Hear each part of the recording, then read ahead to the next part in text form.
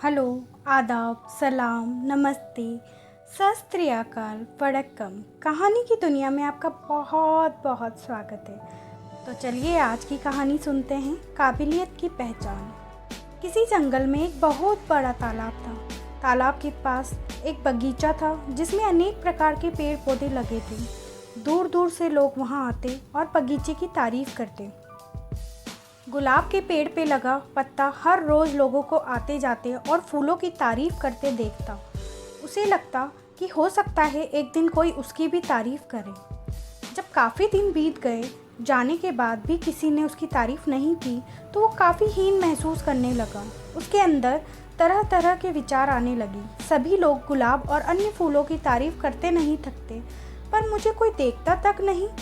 शायद मेरे जीवन किसी काम का नहीं, कहाँ ये खूबसूरत फूल और कहाँ मैं। और ऐसे विचार सोच कर वो पत्ता काफ़ी उदास रहने लगा। दिन यूं ही बीत रहे थे कि एक दिन जंगल में बड़ी जोर जोर से हवा चलने लगी और देखते ही देखते उसने आंधी का रूप ले लिया। बगीचे के पेड़ पौधे तहस नहस होने लगे। देखते ही देखते सभी फूल जमीन पर गिरकर निढाल हो गए। पत्ता भी अपनी शाखा से अलग हो गया और उड़ते उड़ते तालाब में जा गिरा।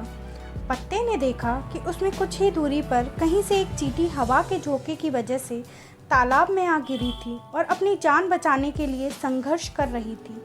चींटी प्रयास करते करते काफ़ी थक चुकी थी और उसे अपनी मृत्यु तय लग रही थी।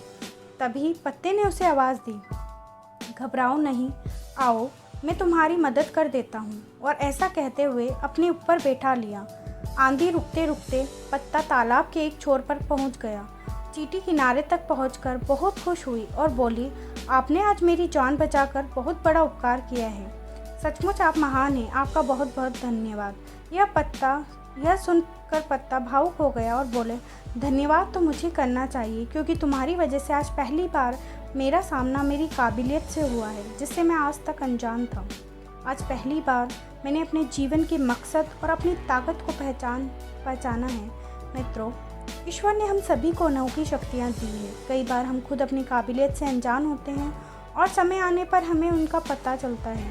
हमें इस बात को समझना चाहिए कि किसी एक काम में असफल होने का मतलब हमेशा के लिए अयोग्य होना नहीं है। खुद की काबिलियत को पहचान कर आप वह काम कर सकते हैं जो आज तक किसी ने नहीं किया। धन्यवाद आपको इस कहानी को सुनने के लिए। अगर आपको ये कहानी अच्छी लगी तो आप आपके दोस्त में भी शेयर कर सकते हैं।